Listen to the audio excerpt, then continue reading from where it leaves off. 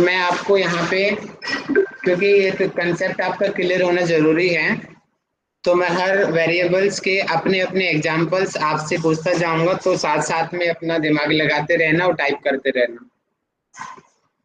हमने इंडिपेंडेंट और dependent variables को पढ़ लिया, सबसे मेन थे इंडिपेंडेंट डिपेंडेंट, और इसके बाद में भी कई बार कभी कभी क्वेश्चन पूछे जाते हैं, इसलिए बाकी वेरिएबल्स को भी आज हम स्टडी कर लेंगे। इंडिपेंडेंट वेरिएबल को हिंदी में स्वतंत्र चर कहते हैं और डिपेंडेंट को हिंदी में आश्रित चर कहते हैं। स्वतंत्र यानी कि जो इंडिपेंडेंट है, जो अपनी मर्जी से कुछ भी किया जा सकता है। आश्रित यानी कि जो डिपेंडेंट है, यानी जो गुलाम है, गुलाम को जो बोला जाएगा वही करेगा। इसको जो कर्लिंगर जी एक वैज्ञानिक रहे हैं, मनोवैज्ञानिक, ये कहते हैं कि पूर्व कल्पित कारण, मतलब कि कोज है, इनकी वजह से ऐसे होता है। जैसे भी माधुरी जी ने एग्जाम्पल दिया था भ्रामरी प्राणायाम का, जल नीति का और साइनस का दिया, कि जल नीति कारण हो गया ना उस बीमारी को ठीक होने का, नहीं तो ठीक नहीं हो पाती। और इफेक्ट बाद में देखा कि साइनस की जो साइनोसाइटिस की शिकायत है वो ठीक हो गई। बाद में देखेंगे भी, हाँ नाक खुलने लग गई, जो हड्डी जो हल्की सी स्वेलिंग आ गई थी वो वापस चली गई, एक्सरे में देखा हाँ ठीक हो गया। तो मतलब कि साइनोसाइटिस का इफेक्ट देखा, एक्सरे लिया, उसकी जांच किया, तो साइनोसाइटिस डिपेंडेंट वेरिएबल हो गया, और जो हमने जलनेति किया वो इंडिपेंडेंट वेरिएबल हो गया। लेकिन इसके अलावा भी बहुत सारी चीजें मायने रखती है। कई बार हम देखते हैं, हमने जलनेति भी कराया और सामने वाले, मैं आप लोगों से पूछना चाहूंगा, ठीक है, आप सभी लोग योगा टीचर भी होंगे, ठीक है, मैंने 10 लोगों को जलनेति कराया, 10 के 10 लोगों को साइनोसाइटिस की शिकायत थी, लगभग सभी को समान प्रॉब्लम थी। तो ऐसा क्या रीजन है कि एक पर्सन तो पूरा ठीक हो जाता है और दूसरा पर्सन आधा ठीक हो पाता है? मैसेज करें और मुझे पूनम जी इस क्वेश्चन का आंसर दें, ऐसा क्या रीजन है कि सेम समस्या होते हुए भी कोई पर्सन जल्दी ठीक हो जाता है उसी चीज को, और कोई पर्सन टाइम लेता है ठीक होने में? सर, हर एक का शरीर अलग होता है, वो किस बात को कैसा रिप्लाई करेगा ये अलग है। जैसे डॉक्टर गोलियां देते हैं, एक ही गोली से कोई पेशेंट ठीक होता है, दूसरा ठीक नहीं हो पाता है। तो जिसका शरीर अच्छा रिस्पांस देता है वो जल्दी ठीक हो जाता है। नहीं, मैं कुछ और पूछना चाह रहा हूँ पूनम, मैंने क्या कहा कि 10 के 10 समान है, तो आपका ये हाँ, क्वेश्चन ही गलत हो गया जो आप आंसर दे रहे हो। अब 10 के 10 समान है, समान हाँ। होते हुए प्रॉब्लम समान, शरीर समान, एज समान, जेंडर समान, फिर भी वो ठीक होने में टाइम क्यों लेते हैं? ये क्वेश्चन है मेरा, अब बताओ। सर, उनका आहार विहार खान पान अलग हो सकता है। बिल्कुल, अब गए आप लाइन के ऊपर, और बोलो थोड़ा सा। उसकी वजह से फिर उनका शरीर अलग रिस्पांस देगा सर, जो अच्छा ठीक खाना खाता होगा। है। आहार निद्रा ब्रह्मचर्य सर, और वात पित्त अरे कफ। वाह राधिका जी, वाह, हाँ। आनंद आ गया। वेरी गुड, बहुत बढ़िया।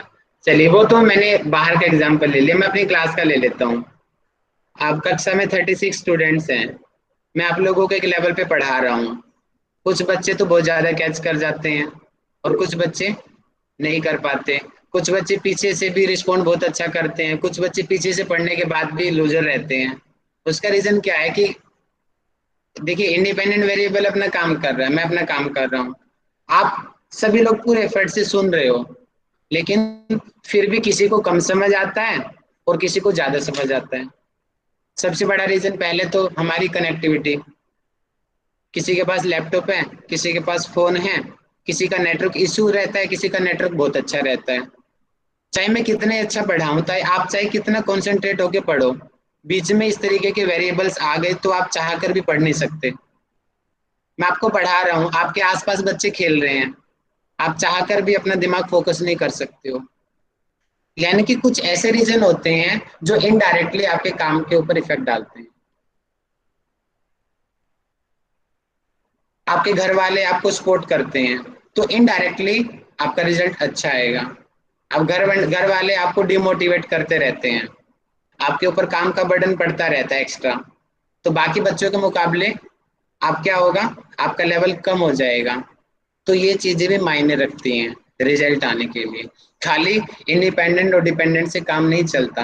हाँ, गिना उनको जाता है, बिना इंडिपेंडेंट डिपेंडेंट को जाता है, लेकिन बीच की चीजें बहुत बहुत ज्यादा इंपॉर्टेंट रोल करती है। जैसे कि हमने जल नीति कराई है, जल नीति करा दी, सब 10 के 10 लोग अलग अलग घर से हैं, सबका जेंडर, लिंग, एज कैटेगरी सब सेम है, लेकिन कोई बच्चा आइसक्रीम खा रहा है, कोई बच्चा चाउमीन खा रहा है, कोई बच्चा चाय पी रहा है, कोई बच्चा गर्म पानी पी रहा है, क्योंकि पीछे से हम तो नहीं देखने जा रहे ना वो क्या कर रहा है। तो जो बच्चा पीछे से परहेज को पूरा करेगा, जो डाइट रूटीन हमने बनाया उसको फॉलो करेगा, तो वो तो जल्दी ठीक हो जाएगा। और जो पीछे से नहीं किया वो ठीक नहीं होएगा, फिर बोलेगा योगा से कुछ नहीं होता, और दूसरा बोलेगा नहीं नहीं नहीं मैं तो योगा से ठीक हो गया।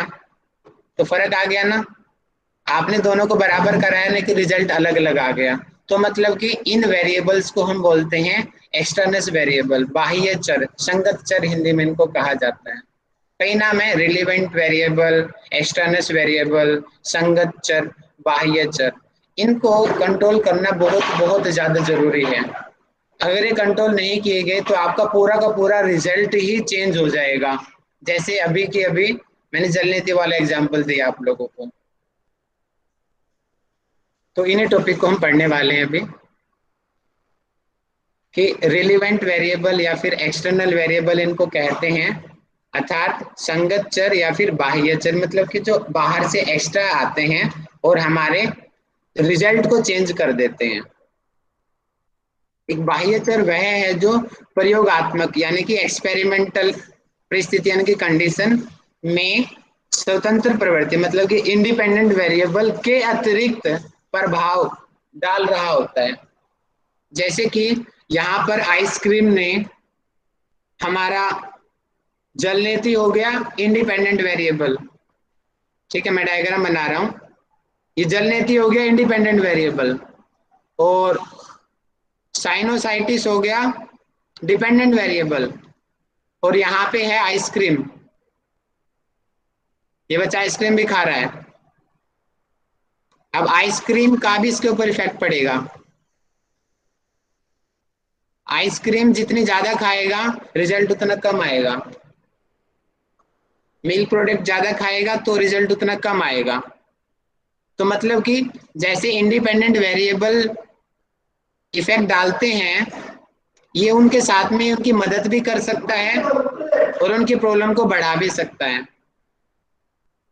ज्यादातर ये प्रॉब्लम को डिस्टर्ब करने वाले होते हैं, ठीक करने वाले तो नहीं, उनको तो इंक्लूड ही नहीं किया जाता। ज्यादातर ये जो होते हैं ना एक्स्ट्रा जो आइसक्रीम है, यानी कि जो एक्स्ट्रा जो चीजें आ रही हैं, तो ये प्रॉब्लम को बढ़ाने वाले होते हैं, यानी कि रिजल्ट को बिगाड़ने वाले होते हैं। इसीलिए इनको अस्त व्यस्त कर देने वाले चर भी कहते हैं। ये एक बार क्वेश्चन पेपर में पूछा गया था कि ऐसे कौन से चर हैं जो जिनको अस्त व्यस्त चर कहते हैं, यानी कि जो रिजल्ट को बिगाड़ देते हैं। तो उसका आंसर आएगा एक्सटर्नल वेरिएबल्स को अस्त व्यस्त कर देने वाले चर कहते हैं। इन्हें नियंत्रित चर, मतलब कि इनको कंट्रोल भी किया भी जा सकता है अगर हम थोड़ा सा एफर्ट डालें तो। हर चीज को कंट्रोल करना मुश्किल है, लेकिन मेन चीज उनको कंट्रोल किया जा सकता है। जैसे कि आइसक्रीम को वहां पे कंट्रोल किया जा सकता है अगर वो बच्चा थोड़ा सा एफर्ट करेगा तो। आप लोगों को मैं पढ़ा रहा हूँ, अब पढ़ाते हुए ठीक है आप लोग ध्यान लगा रहे हो, मेडिटेशन आप लोग कर रहे हो। एक और एग्जांपल दे रहा हूं मैं, मेडिटेशन का इफेक्ट आप अपने ब्रेन के ऊपर देखना चाह रहे हो, ठीक है। अब एक बच्चा जो है एसी में बैठ के कर रहा है, एक बच्चा आराम से नॉर्मल पंखे में बैठ के कर रहा है, और एक और सिंपल गांव में बैठ के कर रहा है। अब गांव वाले की लाइट चली गई और दूसरा बच्चा पंखे में बैठ के आराम से कर रहा है, ठीक है, और एसी वाले को तो कोई दिक्कत नहीं हो रही है। तो मतलब कि चाहते हुए भी उस जो बच्चे जिसकी घर पे लाइट चली गई है उसको मक्खी मच्छर गर्मी डिस्टर्ब करेगी ना, जबकि वो दोनों तीनों के तीनों बराबर एफर्ट लगा रहे हैं, तीनों के तीनों मेडिटेशन कर रहे हैं। लेकिन जो तीसरा बच्चा जो गांव में बैठ के कर रहा है उसके घर में लाइट चली गई, मच्छर मक्खी उसको परेशान कर रहे हैं, तो क्या वो ठीक से मेडिटेशन कर पाएगा? नहीं करेगा, तो उसका रिजल्ट खराब हो जाएगा ना। इसीलिए इसको अस्त व्यस्त कर देने वाले चर कहते हैं। तो मुझे माइक खोल के बताओ, इस एग्जाम्पल में बाह्य चर कौन सा है, मेडिटेशन और ब्रेन वाले एग्जाम्पल में? मच्छर। मच्छर और ये लाइट भी हो गई आपकी और लाइट। मच्छर मक्खी भी हो गई। लाइट। लाइट हो गई। और सोचो, दिमाग लगा, और क्या हो सकता है? सिचुएशन सर, जो अलग अलग सिचुएशन में वो स्थान अलग अलग स्थान में कर रहे हैं। वो कंफर्टेबल नहीं होगा क्योंकि लाइट जाने की वजह से पंखा चला गया और उसको गर्मी लग रही है, उसका ध्यान वहां पे नहीं लग पा रहा है मेडिटेशन में। Very good. और भी बताइए, और सोचो, और क्या पे क्या हो सकते हैं लाइट के अलावा भी चीजें? फैन। भाई आसपास और शराबा है, बाहर डीजे बज रहा है, गाय भैंस हाँ, ये कुत्ते भौंक रहे हैं। अब मैं आपको क्लास उसका environment। मेरा डॉगी आएगा, थोड़ा थोड़ा भौंकने लगेगा, आप लोग डिस्टर्ब हो जाओगे ना।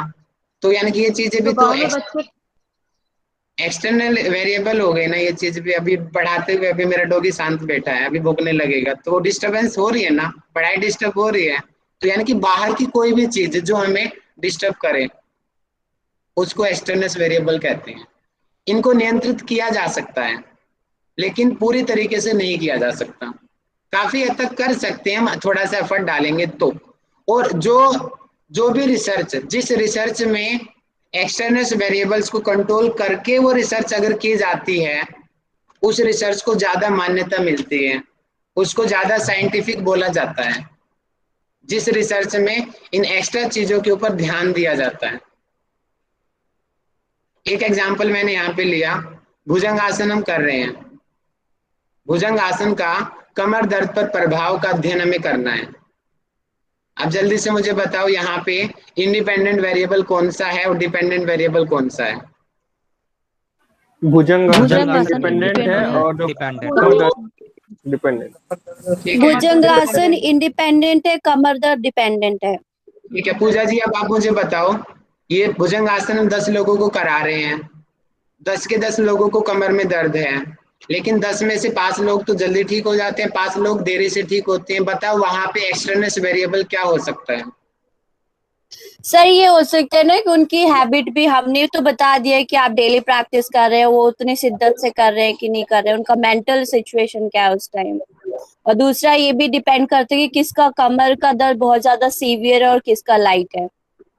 वो तो हमने पहले बराबर ले लिया, वो चीज तो हमने पहले बराबर ले ली, लेकिन बराबर प्रैक्टिस करने के बाद भी रिजल्ट अलग अलग आता है, क्यों? सर उनका आहार विहार, उनका रहन सहन, उसके बाद वो क्या क्रियाएं करते हैं, वो डिपेंड करता है कि पूरे टाइम वो क्या क्या उन्होंने एक्टिविटीज अपनी रन की पूरे हमारे सुबह सामने से तो शाम तक। है ना, 24 घंटे हमारी आंखों के आगे थोड़ी है, पीछे से तो वो अकेले ही है, पीछे वो कैसे खाना खाते क्या नहीं खाते, वही चीज है। जैसे कि यहाँ पे मैंने ले लिया भुजंग आसन इंडिपेंडेंट और कमर दर्द डिपेंडेंट। अब इसके अतिरिक्त भी ये चीजें बहुत मायने करती है रिजल्ट आने के लिए। आप अच्छे से अच्छे आसन करा लो, रिजल्ट नहीं आएगा। आहार, उसका लाइफस्टाइल, उसकी मनोदशा, भैया उसके घर में दिक्कत चल रही है, उसका ब्रेकअप हो गया, उसके अपने हस्बैंड वाइफ के साथ लड़ाई चल रही है, तो कैसे कि ठीक हो सकता है? उसका जब मानसिक दशा ही परेशान है, वो नहीं ठीक हो सकता। इन्वायरमेंट आदि, इस तरीके के बहुत सारे रीजन हो सकते हैं जो हमारे डिपेंडेंट वेरिएबल क्या है, क्योंकि प्रभाव तो हमें कमर दर्द देखना है। और बाद में बोलेगा मेरा तो कमर दर्द ठीक हुआ नहीं। क्यों नहीं हुआ भैया? मैंने तो बराबर प्रैक्टिस किया था, उसने अपनी डाइट का ध्यान नहीं रखा, वो है इन चीजों से परेशान था वो, इस वजह से उसका रिजल्ट ठीक से नहीं आया। तो क्या बोलेगा? आप तो रिसर्च खराब है। इसीलिए अच्छी रिसर्च उसी को बोलते हैं जो इन सब चीजों को कंट्रोल में रखते हुए की जाती है, क्योंकि फिर आएगा एक्चुअल रिजल्ट। एक्चुअल रिजल्ट तभी आएगा जब इन एक्सटर्नल चीजों को हम कंट्रोल कर ले, तभी उसको ज्यादा मान्यता भी मिलती है। यानी कि उस रिसर्च को सबसे ज्यादा विश्वसनीय यानी कि रिलायबल माना जाता है, जिसमें इन बाह्य चरों को कंट्रोल किया जाता है। ठीक है, बाह्य चर वाला कंट्रोल क्लियर हुआ सभी को? बहुत बहुत इंपॉर्टेंट था ये। तो इसीलिए लैब में जो रिसर्च होती है उनको ज्यादा विश्वसनीयता मिलती है। दोबारा बोलना, कहाँ पे किसको? जो लैब के अंदर रिसर्च होती है। Very good, yes. क्योंकि वहां पे सारी सिचुएशन कंट्रोल्ड है, हवा वहां पे एक्स्ट्रा चीज नहीं आएंगी, सारी चीज लिमिटेड मिलेंगी वहां पे। एक आप हाई गवर्नमेंट स्कूल में रिसर्च कर रहे हो, एक आप इंटरनेशनल स्कूल में रिसर्च कर रहे हो। इंटरनेशनल स्कूल की रिसर्च ज्यादा मान्यता होगी आपकी। क्यों? क्योंकि वहां के बच्चे थोड़े ज्यादा सिंसियर होंगे गवर्नमेंट के मुकाबले। वहां की कंडीशंस आपने किस तरीके से रिसर्च किया, क्या क्या चीजों को बच्चों को बताया कि ये आपको परहेज करनी है, और एक्चुअल में उन्होंने किया भी, क्योंकि बच्चे ज्यादा मानते भी हैं, गांव वाले थोड़ा चंचल होते हैं। तो इन सब चीजों को मायने रखा जाता है, क्योंकि आपके पूरे रिजल्ट को चेंज कर सकती हैं चीजें ये। सर वो ये डेटॉल या लाइफ बॉय में वो रहने वाला आखिरी का एक एक जंतु है, वो इसी कारण से रहता है क्या, ऐसे बोल दोबारा सकते बोलना, समझ नहीं पाया, दोबारा बोलना। हैं? लाइफ बॉय में दिखाते हैं ना, वो 99% 9 जंतु को मार देता है, वो रहने वाला जो है वो इसी कारण से रहता है क्या, अनियंत्रित चर?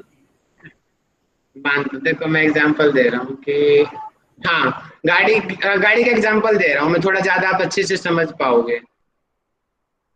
गाड़ी बाइक आप लोगों ने खरीदी होगी, क्या दिखाते हैं भैया, आपकी बाइक है बुलेट, और बुलेट की एवरेज दे दिया कि 40 किलोमीटर पर लीटर की स्पीड है इसकी।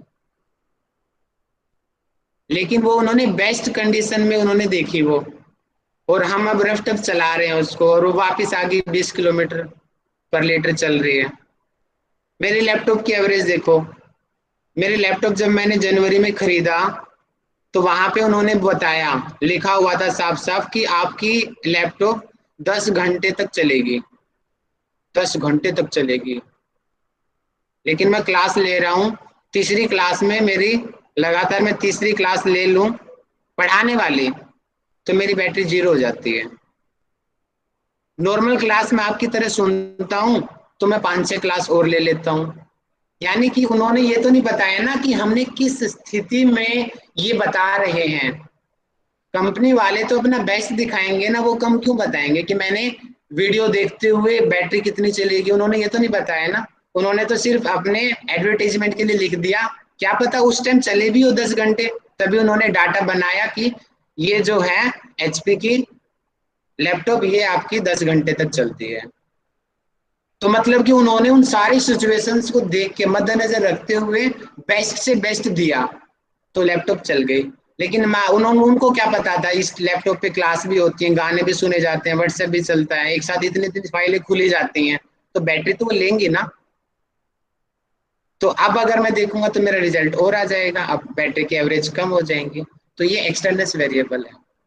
ओके, यानी सर ऐसे है क्या कि अभी माँ बाप ने अपने बच्चे को बहुत अच्छे बड़े स्कूल में डाला, बहुत महंगे स्कूल में डाला, तो माँ बाप को लगा कि रिजल्ट बहुत अच्छा आएगा, हमारा बच्चा अच्छा बन जाएगा। पर अगर बच्चे का पढ़ाई में ध्यान ही नहीं है तो फिर वो कुछ नहीं कर पाएगा वो महंगे स्कूल में जाकर भी। सुनो, यहाँ पे स्कूल का तो एफर्ट बहुत, यानी कि इंडिपेंडेंट वेरिएबल हमारा बहुत बढ़िया है, स्कूल वाले पूरी मेहनत से पढ़ा रहे हैं, इंग्लिश भी बोल रहे हैं स्कूल में जाके, लेकिन बच्चे को घर में भी तो माहौल मिलना चाहिए। जी सर। घर में तो वही देसी बोल रहे हैं अपना, बच्चा इंग्लिश कैसे सीख लेगा? दूसरे बच्चे के घर में पेरेंट्स वाले इंग्लिश में बात करते हैं तो बच्चा ऑटोमेटिक कैच कर लेता है। बोलेंगे कि वो बच्चा तो इंग्लिश जल्दी कैच कर गया और ये बच्चा नहीं कर पाए, जबकि दोनों क्लासमेट थे। घर वालों ने भी इनडायरेक्टली पढ़ाई में, घर वाले भी आपकी हेल्प करते हैं। ये एक्सटर्नल जी वेरिएबल हो सर। गया कि बच्चे, जी घर वालों की स्थिति ठीक करो, बच्चे की स्थिति ऑटोमेटिक सही हो जाएगी। ठीक है जी, एक्सटर्नल हो सर गया। सर सिलेबस बाह्यचरी होगा ना? हेलो जी बताइए। सर, जो सिलेबस होता है वो बाह्यचर में ही आएगा क्या?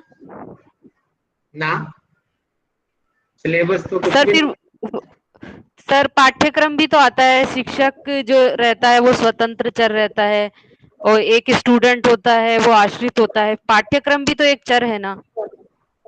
पाठ्यक्रम चर कहाँ से हो गया? चर तो वो होता है सर जो परिवर्तन सर होता है, मैंने सर मैंने परिवर्तन बुक होता है। सर मैंने बुक में देखा था, इसलिए मैंने सोचा कि आपसे कंसल्ट कर लूं मैं। वो एग्जाम्पल मुझे भेजना, वो शायद आप बताने में कुछ गलती कर रहे हो, क्योंकि ठीक है चर सर। उसको कहते हैं जिसमें परिवर्तन होता है, तो पुष्पा जी ने डेफिनेशन दे दिया। पाठ्यचर्या को कैरिकुलम। हाँ, कुछ होगा उसमें, आप बताने में चुप कर रहे हो थोड़ा, है ना? ठीक है। हाँ, पाठ्यचर्या ही होगा, कैरिकुलम ही होगा। ठीक है जी। तो अब इसको कंट्रोल करने के कुछ मेथड्स भी हैं, आप खाली ऊपर डेफिनेशन ही पढ़ लें, नाम पढ़ ले, ज्यादा गहराई में जाने की आवश्यकता नहीं है। एक निसरण विधि यूज की जाती है। निसरण विधि, निसरण का अर्थ होता है कि मूल समस्या को ही दूर कर देना, रिवोकेशन मेथड। इसको अच्छी रिसर्च में यूज किया जाता है। फॉर एग्जाम्पल, कि कुछ दिनों से आप लोग देख रहे थे कि मैं आपको पढ़ा रहा था और मेरी साइड से नेटवर्क इशू हो रहे थे, तो आज मैंने निसरण विधि अप्लाई और अपना वाईफाई कनेक्शन मेरा चेंज हो गया। अब के बाद आपको दिक्कत नहीं आएगी। तो मतलब कि मूल समस्या को ही हटा देना जिसकी वजह से नेटवर्क इशू हो रहा था। ठीक है, समझ गए? डॉगी भौंक रहा है, वो एक्सटर्नल वेरिएबल है, मैंने डॉगी को ही हटा दिया, घर से बाहर निकाल दिया या किसी और गली में जाके छोड़ाया, मतलब कि मूल समस्या को ही दूर कर दिया, तो प्रॉब्लम, तो हमारा रिजल्ट आराम से ठीक आएगा, नॉर्मल आएगा, कम्युनिकेशन आप और हमारा अच्छा बेहतर हो पाएगा। तो इस विधि को निसरण विधि कहते हैं, कि मूल समस्या को ही दूर कर देना। दशाओं को स्थिर करना, मतलब कि बारिश, सर्दी, गर्मी, इन चीजों को मद्देनजर रखते हुए करें। बैलेंस करना है, मतलब कि देखना है कि सिचुएशन के अकॉर्डिंग हमें, कि खाने पीने वाली चीजों को या फिर इन्वायरमेंटल जो कंडीशंस हैं उन चीजों को हमें कंट्रोल करना है ताकि दिक्कत ना आए। और ये वाली सिंपल सी है कि जैसा है ऐसे कैसे, नॉर्मल सिंपल से रिसर्च करो। तो मेन सबसे इसमें निसरण विधि होती है, मूल समस्या को दूर कर देना।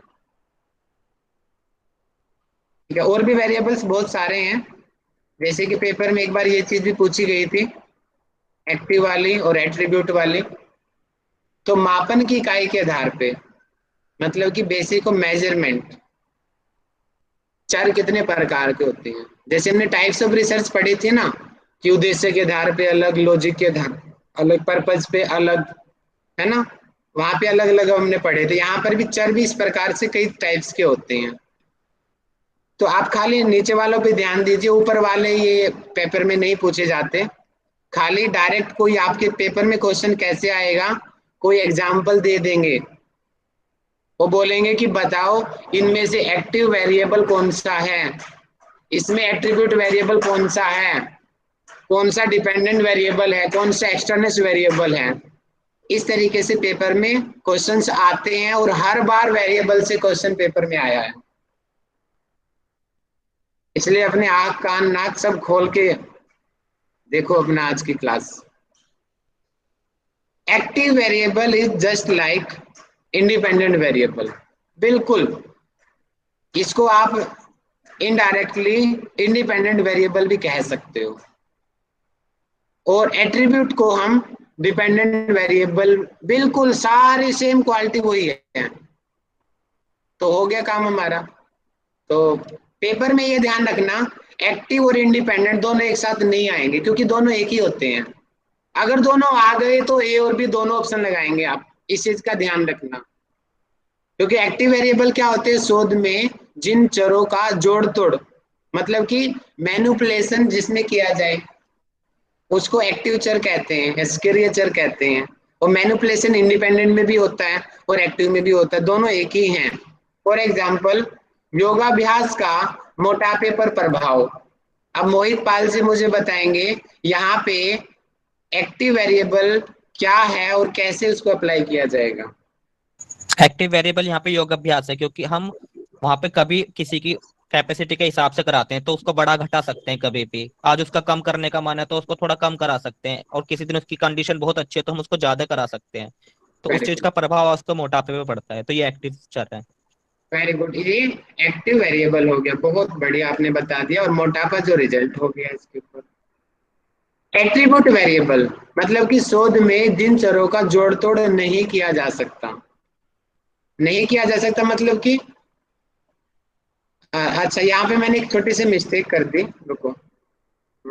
हाँ, ये डिपेंडेंट मत लगाना, सॉरी, ये मिस्टेक कर दिया मैंने, अब थोड़ा ध्यान दीजिए इस पे। एट्रीब्यूट में सारी क्वालिटी इंडिपेंडेंट की है एक्टिव में, लेकिन एट्रीब्यूट में सारी इंडिपेंडेंट है, लेकिन इंडिपेंडेंट का जो गुण है वो नहीं है। मतलब कि इंडिपेंडेंट का गुण क्या है? मैनिपुलेशन, फेरबदल। इसमें फेरबदल नहीं की जा सकती, ये ऑटोमेटिक होती है। डिपेंडेंट, आप मैंने गलती से बोल दिया, आप थोड़ा करेक्ट कर ले उसको। यहाँ पे आर्थिक और सामाजिक जो लेवल है ये एट्रीब्यूट वेरिएबल है, मतलब कि है तो ये इंडिपेंडेंट वेरिएबल ही, लेकिन जैसे हमने योगाभ्यास को हमने एक ही दिन में या अगले दिन भी हम चेंज कर सकते हैं, लेकिन आर्थिक लेवल और सामाजिक स्तर हम एक ही दिन में ठीक नहीं कर सकते, सालों साल लग जाते हैं। क्योंकि वो जितना मेहनत करेगा, जितना अच्छा बिजनेस करेगा, उसके आधार पे तो इसकी आर्थिक स्तर बनेगा ना। एक ही दिन में कोई अमीर से कोई गरीब थोड़ी बन जाएगा, या गरीब से कोई एकदम से कोई राजा थोड़ी बन जाएगा। मतलब कि इसमें एकदम से जोड़ तोड़ नहीं किया जा सकता, एकदम से मैनिपुलेशन नहीं हो सकता, होता है धीरे धीरे होता है, लेकिन उसको ना के बराबर माना जाता है, इसलिए नहीं यहाँ पे शब्द का यूज किया गया। उसको एट्रीब्यूट वेरिएबल कहते हैं। ठीक है जी, थोड़ा सा समझना, फिर समझ आ जाएगा आपको। जिसमें मैनिपुलेशन होता है वो एक्टिव वेरिएबल, जिसमें मैनिपुलेशन की पॉसिबिलिटी बहुत बहुत कम है वो एट्रीब्यूट वेरिएबल। देखो यहाँ पे लिखा हुआ है कि active variable is just like independent variable. आगे हम पढ़ते हैं कि study design, on the basic of study design. ये तो बहुत सिंपल है, दो हैं, qualitative variable and quantitative variable. अब जल्दी से मुझे बताएंगी, भारती माली जी मुझे बताएंगी क्वांटिटी वेरिएबल किसको बोलते हैं? क्वांटिटी शब्द मैंने पीछे पढ़ाया था, इसका मतलब बताओ, क्वांटिटी और क्वालिटी का एग्जाम्पल के साथ। क्वालिटी का मतलब है गुणात्मक और मतलब है मात्रा। एग्जाम्पल लिखो, बाकी लोग मैसेज टाइप करो एक एक एग्जाम्पल।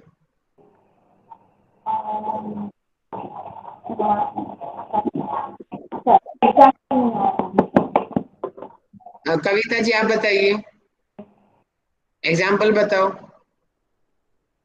क्वांटिटेटिव जी का सर, और क्वांटिटी, यस सर, क्वांटिटी में एक्चुअल डिजिट्स आर से जैसे कि हमने अगर बीपी लिया, वजन लिया, तो उसके प्रॉपर नंबर्स हमें मिलते हैं।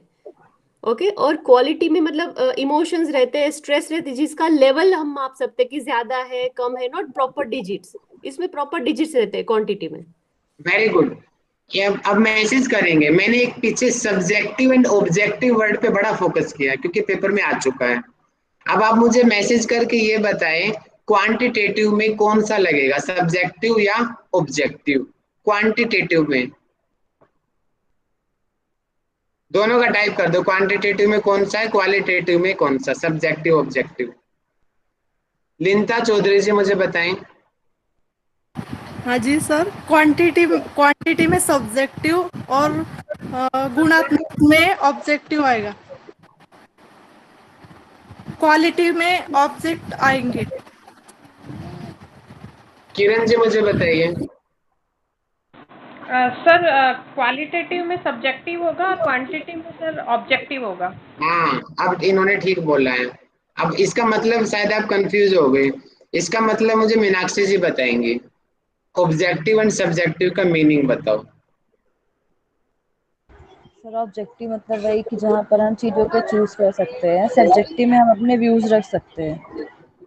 Very good. सब्जेक्टिव में इंट्यूशन, अपने बिलीव्स, अपने थॉट्स, अपने विचार हम डालते हैं, इसलिए उसकी मान्यता थोड़ी कम होती है क्वालिटेटिव की। क्वांटिटेटिव को साइंटिफिकली माना जाता है क्योंकि on the basic of data, सिर्फ डाटा को ही मानती है ये। बस यही चीज है कि जिसमें डाटा है वो क्वांटिटेटिव यानी कि ऑब्जेक्टिव है जो, और जो जिसमें डाटा नहीं है, बिलीव्स हैं अपने, सब्जेक्टिव है जो, वो क्वालिटेटिव। ठीक है, इसको ज्यादातर हम स्टैटिक्स में यूज करते हैं। स्टैटिक्स पता होगा आपको, मीन मीडियन मोड, आगे पढ़ा आती है ये चीजें। तो उसमें क्वांटिटेटिव सबसे ज्यादा यूज किया जाता है, क्योंकि वहां पे सारा नंबरिंग का मामला है। नंबरिंग में क्वांटिटेटिव वेरिएबल्स यूज किए जाते हैं। एक ध्यान रखना, बुद्धि जो मेमोरी है, सामान्य दृष्टि से हम देखेंगे तो क्वालिटेटिव है, लेकिन आज हमारी जो आज की साइंस है काफी बढ़ चुकी है, तो बुद्धि को भी नापा जा सकता है, इसलिए उसको ध्यान रखना क्वांटिटेटिव कहते हैं। अब जल्दी मुझे कोई माइक खोल के बताएं, बुद्धि को नापने का कौन सा इंस्ट्रूमेंट है या कौन सी मेथड है? High test, IQ test. IQ और IQ EQ टेस्ट। में IQ test. Very good, IQ test होता है। ठीक है, तो इसमें जो होते हैं, इसके द्वारा उसके सामने वाले की मेमोरी का काफी हद तक सटीक अनुमान लग जाता है। एक्यूरेट तो कभी नहीं लगता, लेकिन काफी हद तक करीब हम पहुंच जाते हैं। ठीक है जी, देखिए मैंने दोबारा से मेंशन किया है कि वेरिएबल्स की कोई लिमिट नहीं है, बहुत तरीके के वेरिएबल होते हैं, लेकिन हम यहाँ पे पढ़ेंगे सिर्फ प्रमुख प्रमुख। इंडिपेंडेंट हम पढ़ चुके हैं, डिपेंडेंट हमने कर दिया है, कंटिन्यूस अभी कराऊंगा, डिस्क्रीट अभी कराऊंगा, एक्सटेंडेंस हम कर चुके हैं। ठीक है, तो अभी हम कंटिन्यूस पढ़ेंगे, डिस्क्रीट पढ़ेंगे, इंटरवेनिंग, कंफाउंडिंग और मॉडरेटर, यही आते हैं हमारे पेपर में। इसके अलावा और मैं नहीं पढ़ाऊंगा आपको, पढ़ना हो तो अपने आप पढ़ना। तो ये चीजें अब 3 हम पढ़ चुके हैं, अब आगे और पढ़ते हैं। सॉरी, क्वालिटेटिव क्वांटिटेटिव मैंने लिखा नहीं यहाँ पे, तो वो भी वो सिंपल है, वो तो बहुत सारे वो कर लिया आप लोगों ने। तो अब हम पढ़ते हैं आगे। अच्छा, इसका डिफरेंस दोबारा बता दिया, चलिए एक बार दोबारा पढ़ लेते हैं थोड़ा सा, और आपको सरलता होगी आगे समझने में कि difference between independent and dependent variable. जिन कारकों के प्रभाव का अध्ययन किया जाता है, मतलब कि जो कोज हैं और जो इफेक्ट है, जिन पर, यहाँ पे ध्यान रखना, यहाँ पे शब्द पर और यहाँ पे का और पर की वजह से देखो पूरा डेफिनेशन चेंज हो गई। का जहां पे आ जाएगा वो इंडिपेंडेंट है, और पर जहां पे आ जाएगा वो डिपेंडेंट है।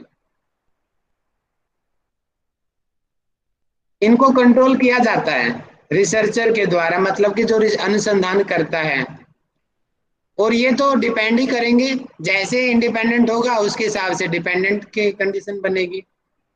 इसको कंट्रोल नहीं किया जा सकता। इंडिपेंडेंट को कंट्रोल कर लिया तो डिपेंडेंट ऑटोमेटिक कंट्रोल में आ जाएगा। कैन बी मैनिपुलेटेड, मैनिपुलेटेड मतलब कि जिसमें फेरबदल किया जाए, और कांट, इसमें फेरबदल नहीं किया जाता क्योंकि ये इंडिपेंडेंट के ऊपर डिपेंड है।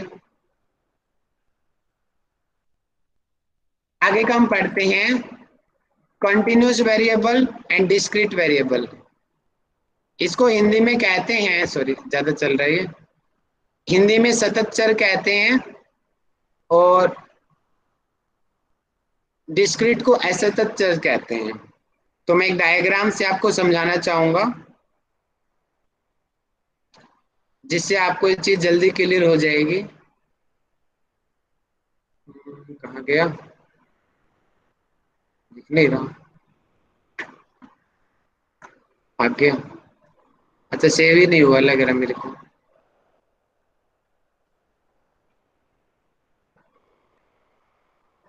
चलो मैं आपको ऐसे ही समझा देता हूँ, फिर वो सेव नहीं हुआ। नहीं हुआ, ठीक है। चलिए मैं आपको खुद ही रफ डायग्राम बना देता हूँ, समझ जाना। ये ग्राफ है और ये ग्राफ है। जैसे कि जिसके नंबर फिक्स हैं,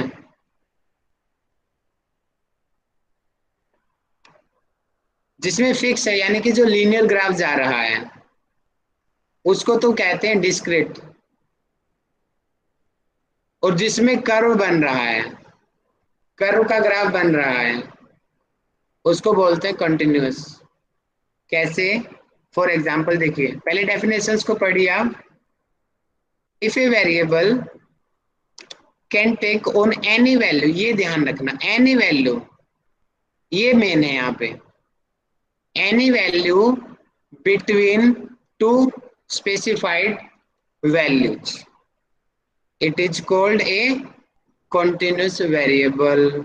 मतलब कि कोई भी दो वैल्यू हैं, दो नंबर हैं, अगर उसके बीच का वैल्यू अगर हम पूछें तो असंख्य आए, आंसर इनफाइनाइट आए, या जिसको गिना न जा सके, तो उसको कंटिन्यूअस वेरिएबल कहते हैं। लेकिन इसके जस्ट उल्टा, if a variable can some fixed kinds of value between two specified value, कि दो जो स्पेसिफाइड जो हमने सिलेक्ट किया है उन नंबर्स के बीच में दो वैल्यू चुना है, अगर हम उसके बीच में बाद में गिनने लगे कितनी वैल्यू होंगी, तो उसके सामान्य से पूर्णांक के रूप में आए, तो इसका आंसर यहाँ पे लिखा हुआ है कि उसको इंटीगर वैल्यू के रूप में अगर आंसर आए 2, 3, 4, 5, कोई नंबर फिक्स में आए, तो उसको बोलते हैं डिस्क्रीट वेरिएबल। जब नंबर फिक्स में आएगा तो लीनियर ग्राफ बनेगा, क्योंकि 2, 3, 4, 5 सिंपल सा वैल्यू बनेगी ना, सीधा लीनियर ग्राफ। लेकिन जिसका पता ही नहीं है कि वैल्यू कित कम हो सकती है, ज्यादा हो सकती है, तो उसका जो ग्राफ भी अटपटा सा बनेगा। फॉर एग्जाम्पल, यहाँ पे एग्जाम्पल लिया हाइट का, ठीक है, दो बच्चे हैं, या सॉरी हमने दो पैरामीटर दे दिए, 2 फीट और 6 फीट का। अगर मैं अपनी क्लास में बात करूं तो मुझे नहीं पता, इस पैमाने पे लगभग आप सारे लोग आ जाओगे, 70-80% लोग आएंगे। यानी कि ये ऐसी चीज मैं पूछ रहा हूं, इसमें मुझे खुद ही नहीं पता कि कितने लोग आएंगे, क्योंकि किसी का 2.5 भी हो सकता है, 2.8 भी हो सकता है, 3.1 भी हो सकती है हाइट, 4.5 भी हो सकती है। आप सभी बड़े लोग हो तो आप लगभग 5 फीट पे मिलोगे, 5'2" मिलोगे, 5'5" मिलोगे, 5'8" मिलेगा। यानी कि इस क्वेश्चन का अगर मैं बीच की वैल्यू पूछ रहा हूं तो इनफाइनाइट है, कोई आंसर नहीं है, कुछ भी हो सकती है। तो इसलिए यहाँ पे बोला गया एनी वैल्यू, कि नंबर उसके फिक्स नहीं है कि उन दो चीजों के बीच में कितने नंबर आने चाहिए। लेकिन यहाँ पे जैसे कि एग्जांपल दिया, मेरे पास एक कॉइन है, सिक्का है, मैं उसको 4 बार मैंने उसको हवा में उछाला, ठीक है। अब हमें पता है सिक्के में दो पहलू होते हैं, एक तरफ का हेड होता है और दूसरी तरफ टेल होता है। अब मैंने क्वेश्चन पूछा कि बताओ हेड कितनी बार आ सकता है, तो हमें पता है कि भैया 4 बार उछा रहा है, तो मैक्सिमम या तो 1 बार होगा, या 2 बार होगा, या 3 बार होगा, या 4 बार होगा, 0 भी हो सकता है, 0 भी हो सकता है, ठीक है। लेकिन इससे इससे इससे अलग तो कोई रिजल्ट नहीं आएगा ना। बताओ अगर किसी को लगता है 0, 1, 2, 3, 4 के अलावा अगर इस क्वेश्चन का कोई और आंसर हो सकता तो बताओ मुझे, एनीवन। कोई ये बोलता है कि 1.5 होगा, 2.5 होगा, 3.5 होगा, कैसा आंसर आएगा इस क्वेश्चन का, कोई बताओ मुझे। और नहीं आएगा तो क्यों नहीं आएगा बताओ। भैया पॉसिबिलिटी नहीं ना आने की, अब कैसे आएगा? 4 बार आ गया है बस। Very good. 2.5 क्यों नहीं आएगा? क्योंकि भैया फिक्स है ना, उसमें तो फिक्स है ना 1 और 2 उसमें ना जो पीछे। तो रिजल्ट 0-1 में रहता है ना, या तो आएगा या तो नहीं आएगा, यस उसमें फिक्स हो गया ना, तो ये हमारा डिस्क्रीट वेरिएबल। लेकिन हाइट वाले में फिक्स नहीं है, हैं 2.5, 2.8, 3.1 कुछ भी हो सकती है भैया, कुछ भी आ सकता है, तो वो फिक्स नहीं है, तो उसको हम क्या कहेंगे, कंटिन्यूअस वेरिएबल। तो भैया अब एक आप बार लोग फिर से आया नहीं है, समझ नहीं आया, अभी आएगा। मैं आप लोगों से एग्जांपल निकलवाता हूँ, ठीक है। आप लोग अपना लोमड़ी वाला दिमाग चलाओ और मुझे डिस्क्रीट वेरिएबल का एग्जांपल टाइप करो, देखता हूँ कौन कितना अच्छा एग्जांपल देगा डिस्क्रीट वेरिएबल का। बाद में वही चीज समझ आ जाएगा आपको। देखता हूँ कौन जल्दी टाइप करेगा। मीनाक्षी जी ने एज किया है, ठीक है, पूरी कंडीशन टाइप करो, दोनों के दोनों, है ना। मीनाक्षी जी, एज में भी दोनों हो सकते हैं, कंटिन्यूस भी हो सकता है और डिस्क्रीट भी हो सकता है, बिल्कुल। दोनों हो सकते हैं इसमें। 1 साल 2 महीना। हाँ, 1 साल 2 महीना, 10 घंटे, 5 मिनट, 10 सेकंड, ये तो भैया कंटिन्यूस हो गया। अब बोलो एज में भी कंटिन्यूस हो सकता है, एक एक सेकंड में चेंज हो रहे हैं। अब बताओ एज में क्या करोगे? तो पूरा आंसर करो, उससे क्लियर होएगा आपका। मीनाक्षी जी, आप तो 12.5 कह रहे हो, मैंने तो कहा कि एक एक सेकंड भी तो गिनी जाएंगी एज में, अगर हम एक्यूरेसी की बात करेंगे तो। इसलिए आप कंप्लीट दो, कंडीशन बताओ, कंडीशन के आधार पे फिर हम बोलेंगे ऐसा। MDYA bones, MDYA week days, Monday. अरे वाह, ये किसने टाइप किया वीक डे वाला? कौन सा MDYA है ये? जी सर, मैं हूँ। हाँ, समझाओ सभी को। सर अभी वीकडेज हम लेते हैं, हम सिखाते भी हैं और हम लोग ये देखते हैं कि मंडे टू संडे, इसके अलावा कोई और डेज हम कर ही नहीं सकते। बार बार यही चीजें रिपीट होती हैं हर साल, एवरी ईयर यही सारी चीजें हम देखते रहते हैं। और सारे वीक्स में यही 7 डेज के नाम है और कोई एक्स्ट्रा नहीं है। Very good. हमने बोल दिया कि 20 दिन के अंदर, मई का महीना चल रहा है तो मई महीने में संडे कितनी बार आया, तो फिक्स है भैया, 5 बार आएगा, 4 बार आया होगा, मुझे श्योर नहीं है, फिक्स हो गया ना। उसमें ये तो नहीं है कि कितनी बार आया, मुझे नहीं पता। फिक्स नंबर होता है तो उसको डिस्क्रीट वेरिएबल कहते हैं। सर मैं सर हम लूडो में डाइस थ्रो, सॉरी हाँ बोलिए कविता मैम, बोलिए। हाँ सर, कंटिन्यूस डेटा में एक सिंपल भी बोल सकते, जैसे कि लंबाई, फिर वॉल्यूम, या तो टाइम या मास, जिसको हम पॉइंट में दे सकते हैं, इतने पॉइंट इतनी लंबाई, या तो वजन 15.6, वैसी चीजें जिसमें ये जैसे length, volume, time and mass, वैसी चीजें सब इसमें आएगी कंटिन्यूस में सर, जिसमें पॉइंट में आंसर आ सकते हैं। वेरी गुड, दोबारा से बोलिए, मैं भी नोट कर लेता हूँ, बहुत अच्छा पॉइंट आपने बोला है। जैसे कि लंबाई, लेंथ, वॉल्यूम जो लीटर वगैरह में, time, very good, mass. Very good. देखिए इन्होंने एक छोटा सा फॉर्मूला भी बता दिया आपको याद करने का, बाकी अपना दिमाग लगाओगे तो दिमाग से तो पता चल ही जाएगा थोड़ा सा। Very good. पूनम जी कुछ कह रहे थे आप? हाँ हाँ सर, हम लूडो खेलते तो डाइस थ्रो करते तो 1 to 6 के बीच में फिक्स कुछ तो भी आएगा, 1 2 3 4 5 6। वेरी गुड, तो ये हो गया हमारा कौन सा वेरिएबल पूनम जी? सर डिस्क्रीट वेरिएबल, असतत। Discrete variable. अब आप लोग मैसेज करो, मैसेज करना, कोई माइक मत खोलना। कॉन्टिन्यूस वेरिएबल का एग्जांपल दो जो अभी तक नहीं आया, आपको अपने दिमाग से बताना, ठीक है? बताओ, कम ऑन।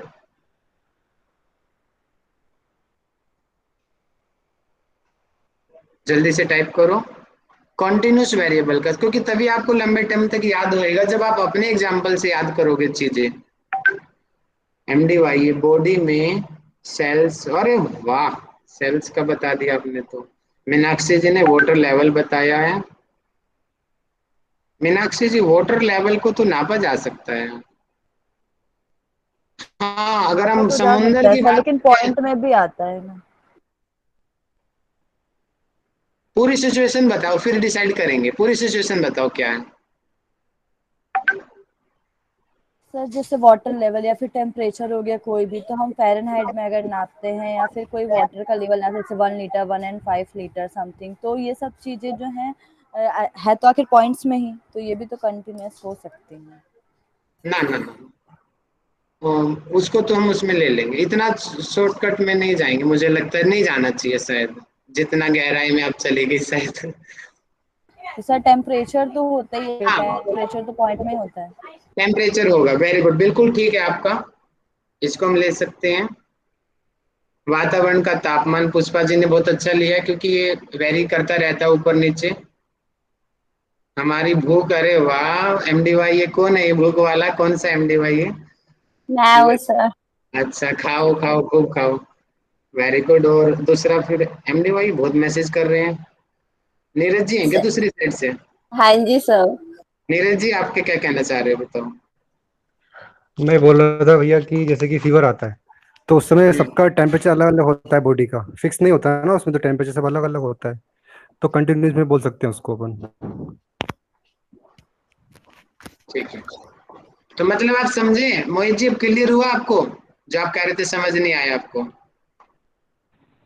कुछ कुछ भैया। कुछ कुछ क्लियर हुआ, दोबारा पढ़ना फिर समझ आया। देखो मैं फिर बता रहा हूँ, मैं हमने दो चीज दे दी यहाँ पे।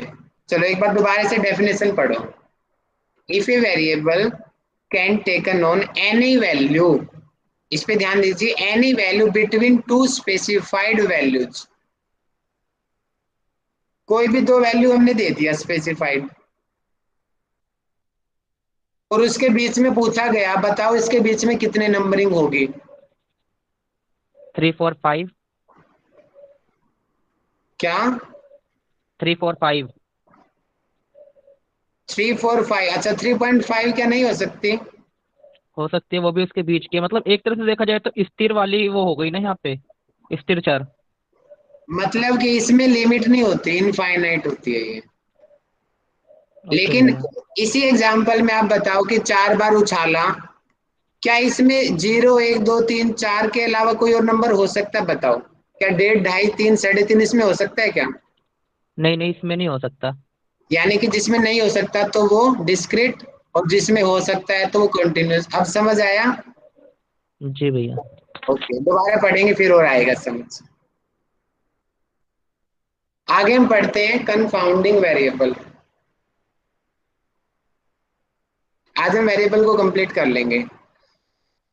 ये भी उसका ही एग्जाम्पल है जो हमने एक्सटर्नल वेरिएबल पढ़ा ना, ठीक उसकी तरह ही होता है सेम। ये बाहर से चीज आ रही है, जैसे कि हमने वहां पे बताया था एग्जाम्पल साइनोसाइटिस में और जलनेति के केस में। जलनेति इंडिपेंडेंट वेरिएबल और साइनोसाइटिस डिपेंडेंट वेरिएबल, और वहां पे डाइट, लाइफस्टाइल, रूटीन, मनोदशा, एनवायरनमेंट, इन चीजों की बहुत वैल्यू होती है। तो एक्सटर्नल वेरिएबल का ही एक पार्ट है ये, उसी के अंतर्गत ही आता है। थोड़ा सा और डिटेल में आ गए अब हम यहाँ पे।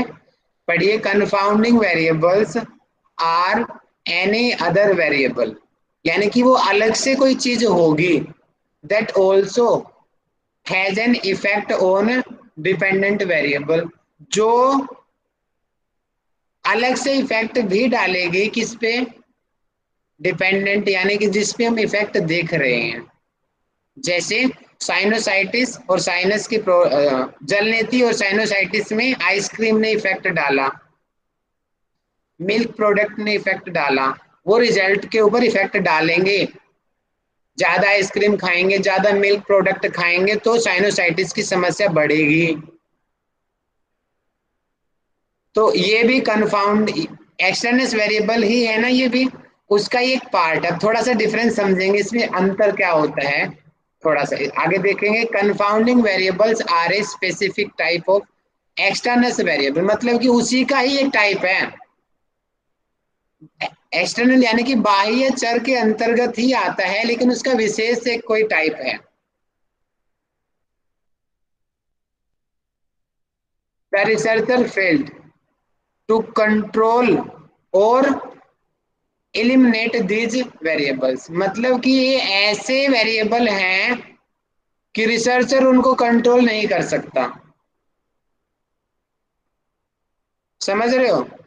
अब आप मुझे बताओ, इस केस में बताओ, जलनेति का केस है और साइनोसाइटिस का केस है, ऐसा कौन सा वेरिएबल है जो हम चाहकर भी कंट्रोल नहीं कर सकते? बताओ। सर मैं बोलूं? बोलिए। बारिश। Very good.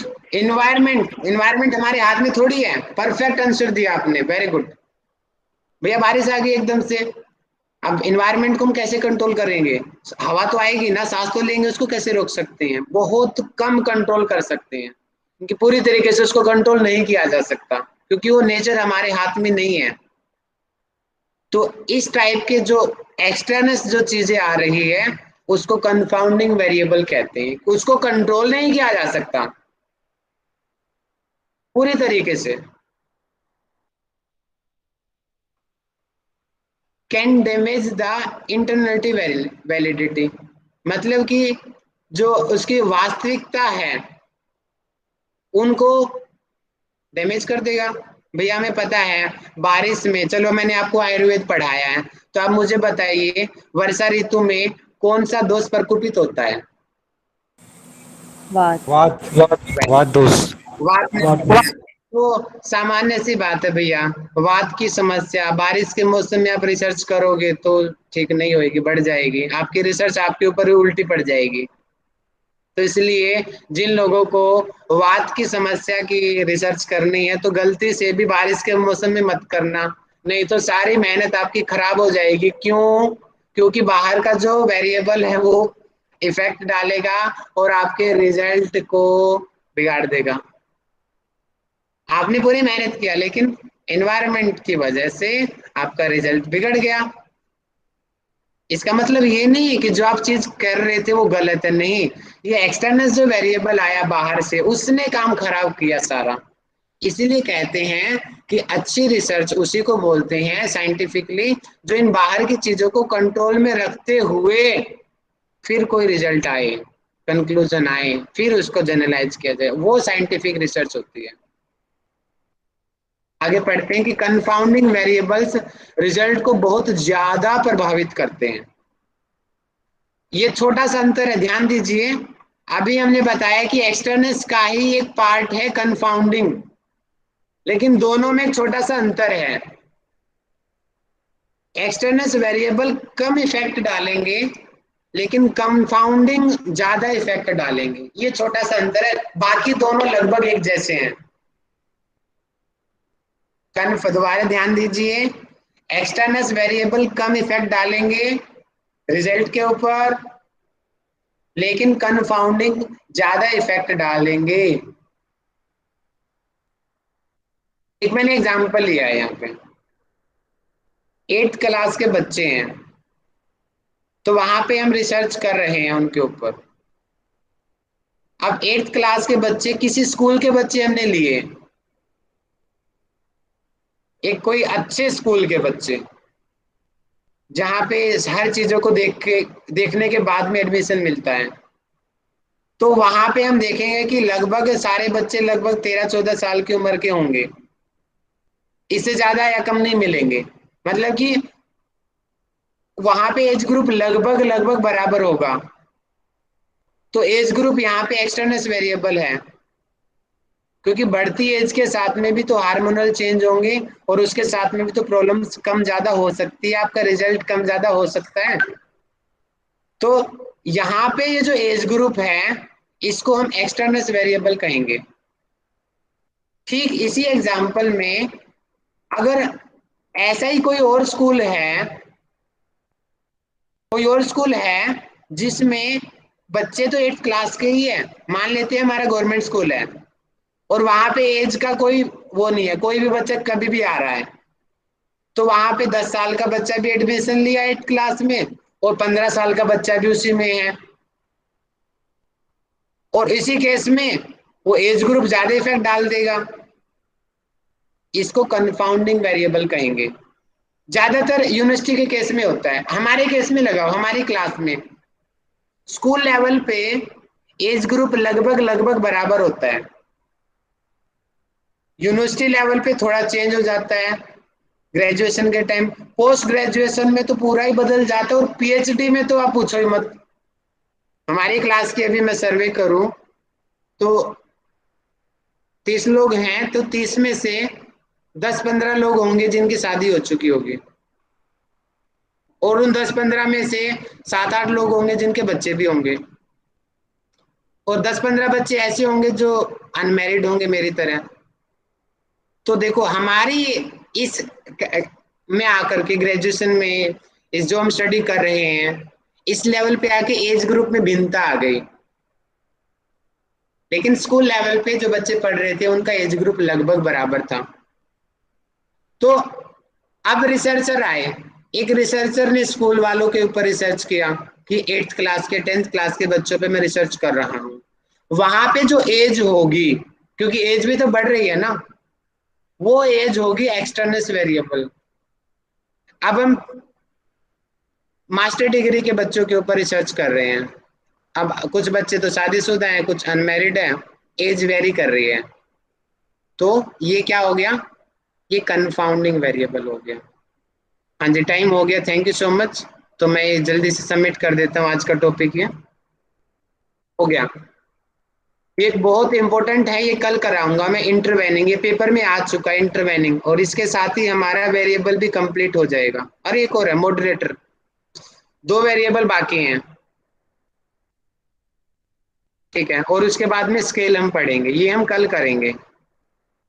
देखिए मैं जानबूझ के आपको स्लो पढ़ा रहा हूं, क्योंकि ये टॉपिक ऐसा है, अगर मैंने थोड़ी सी भी जल्दबाजी किया तो आपको समझ में नहीं आएगा, इसलिए थोड़ा सा धैर्य बना के रखिए, समझ समझ के थोड़ा थोड़ा करके हम आगे बढ़ रहे हैं, लेकिन अच्छे से बढ़ रहे हैं हम आगे। सर वो क्वालिटेटिव और क्वांटिटेटिव वाला पिक दिखाइए ना, जो डिफरेंस था on basis of study design. Quantity qualitative वाला, हाँ यस, वो तो डायरेक्ट नॉर्मल है कि उसमें डाटा होता है और उसमें डाटा नहीं होता। या वो सर मालूम है मुझे, ये दोनों सेम, अच्छा नहीं आपने, ओ yes sir, okay okay, thank you. ये देखिए सेम क्वाल था, है, नहीं Sorry. नहीं दिखा था, मुझे सेम ही लग रहे थे। यस सर, गॉट अच्छा, इट। ये नहीं दिखाए मैंने, मुझे भी नहीं पता चला था, बाद में मैंने नहीं ऐड किया फिर इसमें।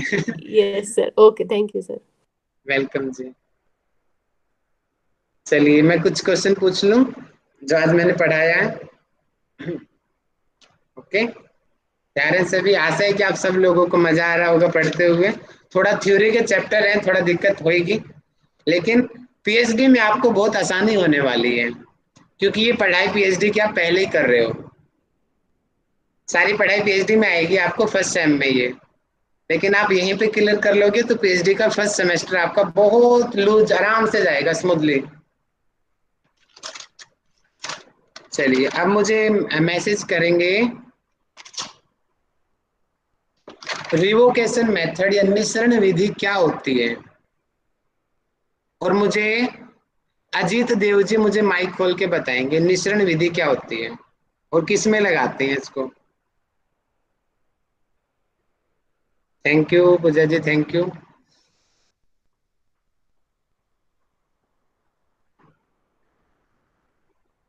नहीं बता रहे हैं, नीरज जी मुझे बताएंगे, हमारे एमडीवाई के पोस्टर नीरज मंडोई जी मुझे बताएं।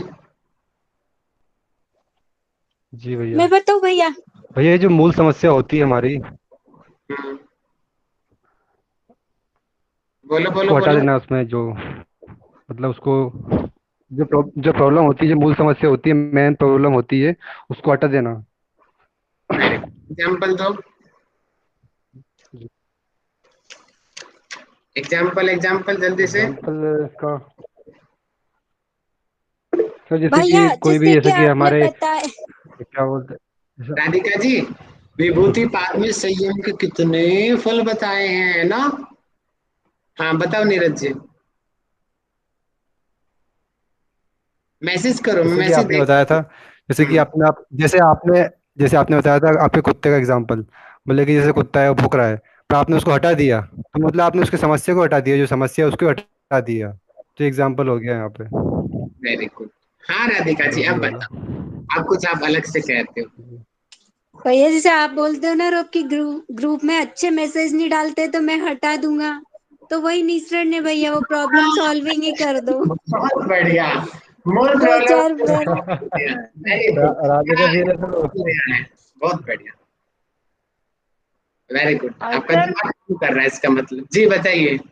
सर आपने इसमें जो भुजंगासन का उदाहरण दिया था, भुजंगासन इंडिपेंडेंट है और कमर दर्द डिपेंडेंट है, पर जो वेरिएबल इस पे प्रभाव डाल रहे हैं आहार दिनचर्या, तो हम ये कर सकते कि वो सबको एक साथ एक ही आश्रम में हम रख रहे, एक जैसा ही आहार दे रहे, एक जैसे ही उनकी दिनचर्या रख रहे हैं, तो हमने जो समस्या थी आहार विहार की वो हटा दी। वो हो गया बैलेंस मेथड, जो आगे की 2-3 और दिए हैं, संतुलन, आगे आगे के और पॉइंट देखे होंगे ना आपने, हाँ सर, वो उसमें आ जाएगा। वो अब यहाँ पे अच्छा हम ये बैलेंस। इसी में आप पर्टिकुलर एक चीज को पकड़ो कि वो व्यक्ति अच्छा जो भुजंग आसन की वजह से जिसका दर्द नहीं ठीक हुआ, मतलब कि वो जो है ठंडे पानी से नहाता था, जिसकी वजह से उसका कमर दर्द ठीक नहीं हुआ, तो हमने उसका ठंडा पानी की मूल समस्याएं दूर कर दी, तो वो रिवोकेशन मेथड होगा। पर्टिकुलर एक चीज को पकड़ो, ठीक है? हाँ, ओके, थैंक यू। ठीक है जी, आप मुझे बताएंगे मैसेज करके एक्टिव वेरिएबल क्या होते हैं, और मुझे मानसी प्रसाद जी मुझे बताएंगे।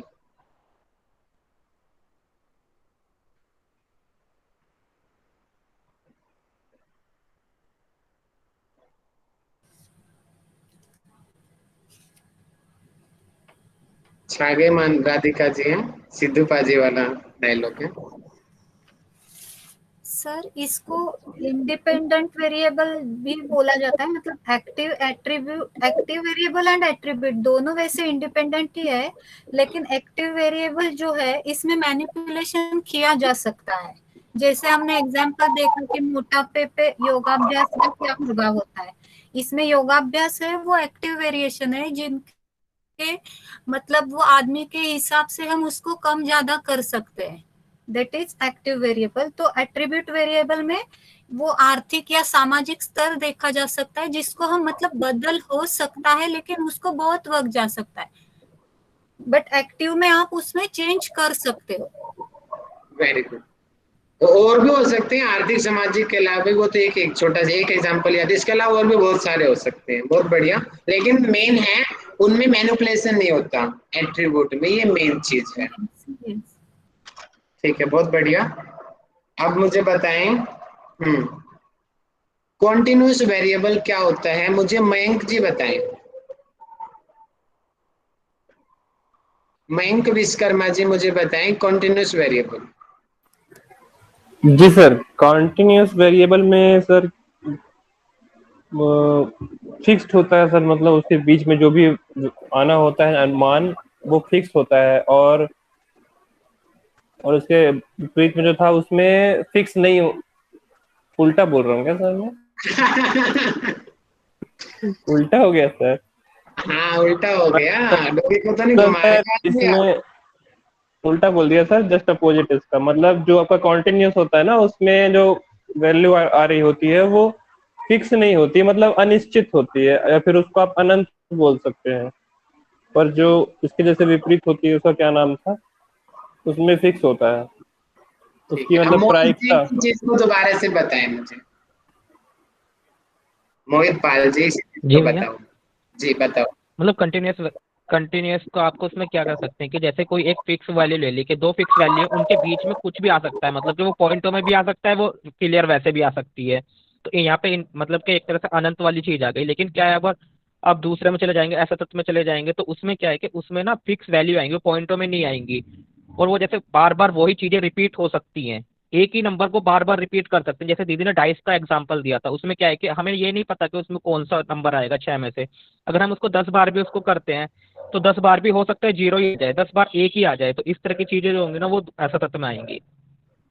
बहुत बढ़िया, अब समझ आ गया मोहित जी? जी भैया। थैंक यू, समझ आ गया आपको अच्छे से। अगला मेरा क्वेश्चन है कंफाउंडिंग वेरिएबल के बारे में मुझे मैसेज करो। राहुल सर अर्थमेटिक प्रोग्रेशन ले लेते हैं। दोबारा से बताना कुंदन जी। वो अर्थमेटिक प्रोग्रेशन लेते थे ना मैथ्स में, वो कंटिन्यूस फिक्स नंबर आएंगे उसमें, पॉइंट्स में नहीं आएंगे। Very good. मुझे शालिनी जी बताएं कंफाउंडिंग वेरिएबल के बारे में। कॉन्फाउंडिंग वेरिएबल्स वो होते हैं मतलब दो, जैसे आपने जल नीति का उदाहरण दिया था और साइनोसाइटिस का, कि एक एक्सटर्नस वेरिएबल की तरह होते हैं जो चेंजेस ला देते हैं हमारे, जो जैसे भुजंगासना से कमर दर्द ठीक होता है, लेकिन हमने कमर दर्द के सारे आसन करवाए लेकिन उनका आहार विहार अच्छा नहीं था, तो वो हमारे एक्सटर्नस वेरिएबल्स में आते हैं, उसी की तरह होते हैं, लेकिन ये ज़्यादा प्रभावित करते हैं, वो हमारे हाथ में नहीं होता। अगर उनका सीवियर पेन है, वो हमारे हाथ में नहीं है कि हम उनका कमर दर्द सही करवा सकें। जैसे जल नीति और साइनोसाइटिस का उदाहरण दिया, उसमें इन्वायरमेंट का रोल है, तो वो इन्वायरमेंट हमारे हाथ में नहीं है, तो वो कोफाउंडिंग वेरिएबल्स में आएगा, जो हम कर नहीं सकते, उन पे हमारा कंट्रोल नहीं है। और अगर जल नीति और साइनोसाइटिस के बीच में आइसक्रीम कोई खाता है, जल नीति करवा रहे हैं, उनको साइनोसाइटिस है, वो आइसक्रीम खा रहे हैं, वो एक्सटर्नस वेरिएबल्स है, उस पर हमारा कंट्रोल है, हम उसको रोक सकते हैं। बट हम वर्षा को, एनवायरमेंट को रोक नहीं सकते। वर्षा ऋतु या कोई भी सीजन है वो हमारे हाथ में नहीं है, वो अपने अनुसार ही आएगा। तो ये होते हैं को फाउंडिंग वेरिएबल। बहुत बहुत अच्छा आपने बताया, वेरी गुड। तो सब लोगों को एक इसी में एक छोटा सा एक और सबसे मेन चीज जो MDYA ने टाइप भी किया है, मोर इफेक्टिव, कम इफेक्टिव, थोड़ा बताइए इस चीज को, सबसे जरूरी है चीज। हाँ, जो को फाउंडिंग वेरिएबल होते हैं ना वो ज्यादा प्रभावित करते हैं, और जो एक्स्ट्रा बेस वेरिएबल्स होते हैं वो कम प्रभावित करते हैं। बहुत बढ़िया, वेरी गुड। चलिए, तो आज की कक्षा में हमने बहुत कम पढ़ा, लेकिन जो पढ़ा वो अच्छे से पढ़ा। आपने अपने एग्जाम्पल्स आप सब लोगों ने दिए, और क्योंकि मेरे एग्जाम्पल्स आप पढ़ ही लोगे, मेन होता है कि आप खुद भी एग्जाम्पल बनाना सीख गए, क्योंकि खुद से जब हम सीखते हैं चीजें, वो चीज हम फिर कभी भूलते नहीं है। तो ये हम इंडक्टिव स्टडी कर रहे हैं अभी, खुद से बना बना के एग्जाम्पल से हम आगे जनरलाइजेशन कर रहे हैं ना। पढ़ा था ना हम लोगों ने, एग्जाम्पल से कुछ चीज सीखना। तो ये इंडक्टिव मेथड चल रहा है हमारी क्लास में, ज्ञात चीज से अज्ञात की तरफ हम लोग जा रहे हैं। टाइम कंज्यूमिंग होता है ये, लेकिन लर्निंग बहुत अच्छी होती है स्टडी के अंदर। ओके, कुंदन जी कुछ कहना चाह रहे हो आप? हाथ खड़ा कर दी आपकी टीचिंग को लेकर, थैंक यू बोल रहा बस आप लोगों का ही प्रभाव है, आप लोगों के साथ रहते रहते स्किल ऑटोमेटिक डेवलप होगी अंदर से। नहीं तो 1.5 साल पहले तो मुझे योग दर्शन का एक सूत्र तक याद नहीं था, बस इतना याद था, अथ योग अनुशासनम और स्थिर सुखम आसनम। इन 2 चीज के अलावा तो मुझे याद ही नहीं हुआ। 3 साल बैचलर डिग्री में निकाल दिए, इन 2 सूत्रों के अलावा मुझे योग दर्शन पल्ले भी नहीं पड़ा। लेकिन 1.5 साल में देखो प्रभाव, योग दर्शन भी हुआ, बाकी ग्रंथ भी हुए, और पढ़ एग्जाम भी किया और पढ़ा भी रहा हूँ। सर यूजी का तो सबका यही हाल होता है। कैसे हो गया ऐसे? सर कैसे हो गया ऐसे? हो गया जी, आप लोगों का आशीर्वाद था जिसकी वजह से कर पाया मैं, अपने गुरुजनों का अभ्यास और वैराग्य से हुआ। जय कृष्ण जी, अभ्यास और वैराग्य से हुआ। और कुछ जी जी सर जी।